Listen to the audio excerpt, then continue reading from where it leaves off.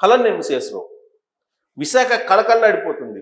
దానికి కారణం ఆంధ్రప్రదేశ్ సీఎం చంద్రబాబు నాయుడు గారు తీసుకుంటున్నటువంటి విజన్ స్టెప్స్. ఆ విజన్ స్టెప్స్ ఏంటి, ఎందుకు కళకళలాడుతుంది అంటే 14-15 తారీఖుల్లో విశాఖలో అత్యంత అద్భుతమైనటువంటి విలువైనటువంటి విజయంతో కూడుకున్నటువంటి పారిశ్రామిక సదస్సు జరగబోతుంది. దానికి అనేక దేశాల్లో సన్నాహక సమావేశాలు కూడా నిర్వహించారు. ఇప్పటి వరకు దాదాపుగా 1000 కంపెనీలు రిజిస్టర్ అయ్యాయి రావడానికి. టాప్ 200 కంపెనీలకు సంబంధించినటువంటి రిప్రజెంటేటివ్స్ అక్కడికి రాబోతూ ఉన్నారు 14-15 తారీఖుల్లో. 13వ తారీఖున రాత్రికి ఆయన పెద్ద విందు ఇవ్వబోతున్నారు చంద్రబాబు నాయుడు గారు. ఆ సదస్సుని ప్రారంభించడానికి ఉపరాష్ట్రపతి రాబోతూ ఉన్నారు. సో అటువైపు అందరూ చూస్తున్నారు. ఈ లోపుగా ఆల్రెడీ ఇప్పుడు సదస్సు 9-10 తారీఖుల్లో అత్యంత కీలకమైనటువంటి స్మాల్ అండ్ మీడియం స్కేల్కి సంబంధించినటువంటి పారిశ్రామికవేత్తలు సమావేశం అవుతున్నారు. అక్కడ రివర్స్ బయ్యర్స్ అండ్ సెల్లర్స్ సమావేశం జరుగుతుంది. ఎందుకంటే స్మాల్ అండ్ మీడియం స్కేల్ సంబంధించినటువంటి కంపెనీలు తయారు చేసిన ఉత్పత్తులు మార్కెటింగ్ ఎలా చేయాలి అనేది ఒక పెద్ద ఛాలెంజ్. అందుకే అక్కడ 9-10 తారీఖుల్లో విశాఖపట్నంలో రివర్స్ బయ్యర్స్ అండ్ సెల్లర్స్ ఒక సదస్సు జరగబోతుంది. ఆ తర్వాత 14-15 తారీఖుల్లో మీకు పారిశ్రామికవేత్తల సదస్సు సిఐఎస్ భాగస్వామ్యంతో ఆంధ్రప్రదేశ్ ప్రభుత్వం నిర్వహిస్తుంది. సో కాబట్టి ఇవాళ నుంచి ఈ అడావుడి 15వ తారీఖు దాకా కనిపిస్తుంది. అందుకే వైజాగ్ కలకల్లాడుతుంది. హోర్డింగ్స్లు ఏర్పాటు చేశారు. ఆల్రెడీ 5 కాన్ఫరెన్స్ రూమ్లు ఏర్పాటు చేశారు 14-15 తారీఖులకి. వచ్చినటువంటి ప్రతినిధులు రిసీవ్ చేసుకోవడానికి బెంజ్ కార్, ఆడి కార్, అలాగే BMW వీటిని సిద్ధం చేశారు. కొన్ని వందల కార్లను సిద్ధం చేశారు. అక్కడ ఉన్నటువంటి హోటల్స్ బుకింగ్ హై రేంజ్లో ఉన్నాయి. ఇప్పుడు ఉన్నటువంటి హోటల్స్ కూడా సరిపోక మళ్ళీ రెడీమేడ్ ఏర్పాట్లు కూడా చేస్తూ ఉన్నారు.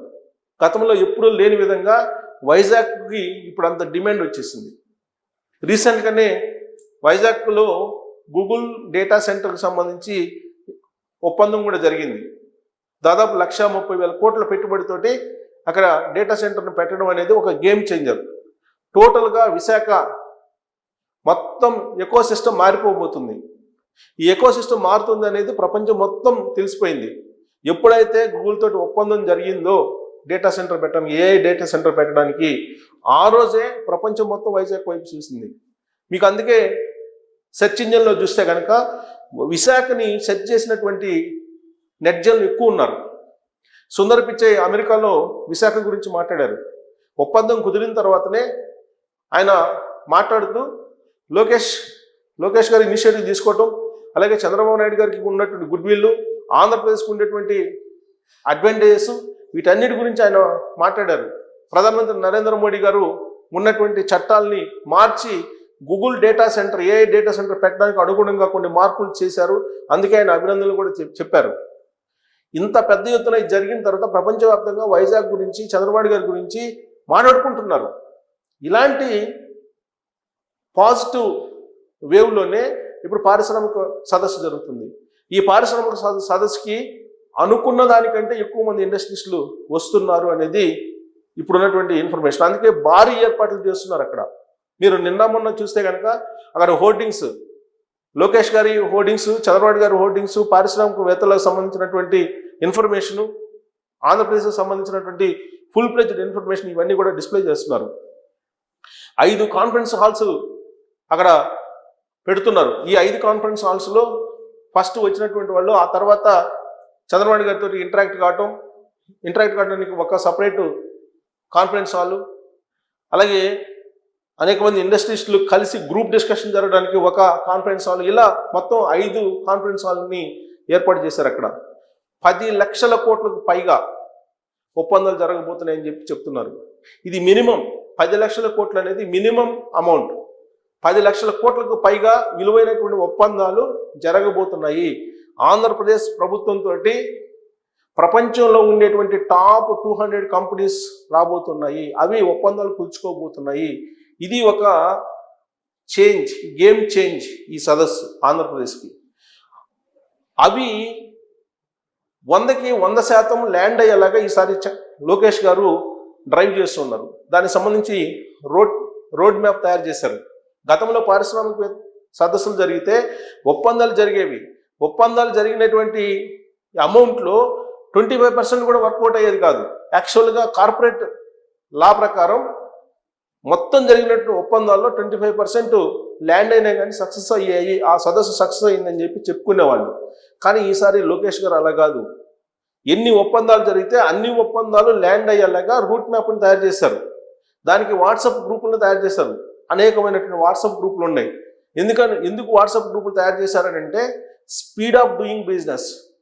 ఇంతకుముందు ఈజ్ ఆఫ్ డూయింగ్ బిజినెస్ ఉండేది, ఇప్పుడు దాన్ని స్పీడ్ ఆఫ్ డూయింగ్ బిజినెస్ కింద కన్వర్ట్ చేశారు.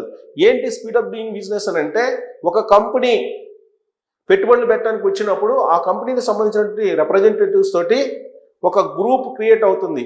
దాదాపు 25 డిపార్ట్మెంట్లకు సంబంధించినటువంటి అధికారులతోటి ఒక గ్రూప్ క్రియేట్ అవుతుంది, వాట్సాప్ గ్రూప్.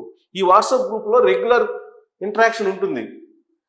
అందుకే ఒప్పందం ముదుర్చుకున్నటువంటి ప్రతి కంపెనీ ఆంధ్రప్రదేశ్లో పెట్టుబడులు పెట్టేలాగా ఒక పెద్ద రోడ్ మ్యాప్ని లోకేష్ గారు తయారు చేశారు. లోకేష్ గారు టీం అలర్ట్ అయిపోయింది. అక్కడ ఒప్పందం కుదుర్చుకున్న వెంటనే ఇమీడియట్గా అది ల్యాండ్ అయ్యేలాగా ప్రయత్నం చేస్తున్నారు. ఇదంతా ఒక ఎత్తు అయితే, చంద్రబాబు నాయుడు గారు చాలా క్లియర్గా చెప్పేశారు.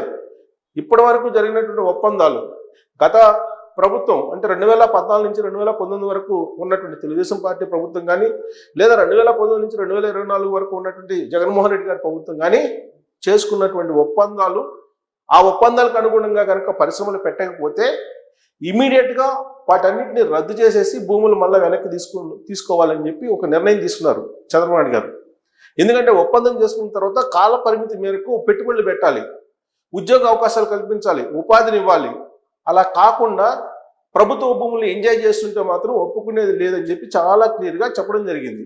సో ఇలాంటి పరిస్థితుల్లో పారిశ్రామిక సదస్సు జరుగుతుంది. అందుకే ఈ పారిశ్రామిక సదస్సు అనేది 100కు 100% హిట్ అవుతుంది అనేటువంటి ఒక ఒపీనియన్ ఉంది చాలా మందిలో కూడా. ఎందుకంటే చంద్రబాబు నాయుడు గారికి ఉన్నటువంటి good will.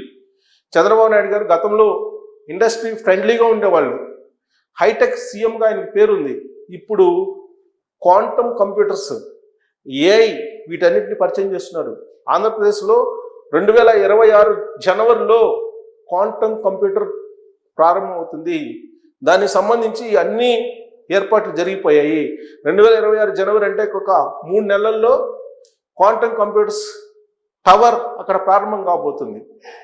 AI data centre Google అక్కడ రాబోతుంది వైజాగ్లో. సో ఇన్ని రకాల ఎకోసిస్టమ్ని టెక్నాలజీ పరంగా తయారు చేస్తున్నారు చంద్రబాబు నాయుడు గారు. అందుకే పారిశ్రామిక సదస్సు బాబు రేంజ్కి తగ్గట్టుగా, జనరల్గా ఒక్కొక్కరికి ఒక్కో రేంజ్ ఉంటుంది. చంద్రబాబు నాయుడు గారికి ఒక రేంజ్ ఉంది. 45 ఇయర్స్ పైగా ఆయన రాజకీయాల్లో ఉన్నారు, 4 సార్లు సీఎం. ఇవాళకి కూడా కేంద్రంలో ఉండే ప్రభుత్వంలో ఆయన కీలకంగా ఉన్నారు. ఒకప్పుడు వాజ్పేయి గారు ఉన్నప్పుడు కేంద్ర ప్రభుత్వాన్ని నడిపించారు వెన్నుముకగా ఉండి. ఇవాళ దాదాపుగా అదే సిచ్యువేషన్ ఉంది. అందుకే చంద్రబాబు నాయుడు గారి రేంజ్కి తగినట్టుగా పారిశ్రామిక సదస్సు జరగబోతుంది. ఒక రేంజ్ ఉంటుంది, చంద్రబాబు నాయుడు గారి కంటూ ఒక రేంజ్ ఉంటుంది. ఆ రేంజ్కి తగిన విధంగానే పారిశ్రామిక సదస్సు జరగబోతుందంటే 10 లక్షల కోట్లకు పై మాటే, అంతకన్నా తగ్గే అవకాశమే లేదు ఒప్పందాలు. సో మరి దాంట్లో ఇంకా గేమ్ చేంజర్ అయ్యేటువంటి ఒప్పందాలు కూడా జరగబోతున్నాయి. ప్రస్తుతానికైతే 10 లక్షల కోట్లు అంటున్నారు కానీ, బట్ ఇంకా ఎక్కువ, దానికంటే డబుల్ ఒప్పందాలు జరిగే అవకాశాలు ఉన్నాయి. హైప్ క్రియేట్ చేయట్లా ఆయన. ఈసారి హైప్ క్రియేట్ చేయకుండా ఒప్పందాలు 10 లక్షల కోట్ల ఒప్పందాలు జరిగే అవకాశం ఉందని చెప్పి చెప్తున్నారు కానీ, బట్ ఆ ఒప్పందాలు 20 లక్షల కోట్లు పైగా దాటిపోయిన ఆశ్చర్యపోసలు. ఆ స్థాయిలో సన్నాహ సమావేశాలు నిర్వహించారు. ఆస్ట్రేలియా వెళ్ళారు, లండన్ వెళ్ళారు, దుబాయ్ వెళ్ళారు, అమెరికా వెళ్ళారు. ఇలా చాలా దేశాలకు వెళ్ళి సిఐఏ భాగస్వామ్య సదస్సుతో ఇప్పుడు ఆంధ్రప్రదేశ్ పారిశ్రామిక సదస్సును నిర్వహిస్తుంది భాగస్వామ్యంతో. కాబట్టి మీరందరూ వచ్చి ఆ సదస్సులో పాల్గొనండి, పెట్టుబడులు పెట్టండి అని చెప్పారు. దాదాపు 2 నెలల నుంచి ఈ డ్రైవ్ జరుగుతుంది. ఆ డ్రైవ్ ఫలితాన్ని మనం 14-15 తారీఖుల్లో క్లియర్గా చూడొచ్చు. ఆంధ్రప్రదేశ్ రాష్ట్రానికి చరిత్రలో నిలిచిపోయేటువంటి సదస్సుగా అది నిలవబోతుంది. దానికి తగిన ఏర్పాట్లు కూడా చేస్తున్నారు. ఆ ఏర్పాట్లలో కూడా టెక్నాలజీని హై ఎండ్లో ఉపయోగిస్తూ ఉన్నారు. సో కాబట్టి 14-15 తారీఖుల్లో మొత్తం ప్రపంచం వైజాగ్ వైపు, ఆంధ్రప్రదేశ్ వైపు చూడబోతుంది. అది చంద్రబాబు గారి రేంజ్ అని చెప్పి అంటూ ఉన్నారు. మరి ఈ ఏర్పాట్ల మీద 9-10 తారీఖులు జరుగుతున్నటువంటి small and medium scale reverse buyers and sales సమావేశాలు, వీటన్నిటి మీద మీ అభిప్రాయం ఏంటి? చంద్రబాబు గారు రాబోయేటువంటి రోజుల్లో ఆంధ్రప్రదేశ్ని 2029-2047 దిశగా తీసుకెళ్ళడానికి చేస్తున్నటువంటి ప్రయత్నాలు ఎలా ఉన్నాయనేది మీరు కామెంట్ చేయొచ్చు. Thank you.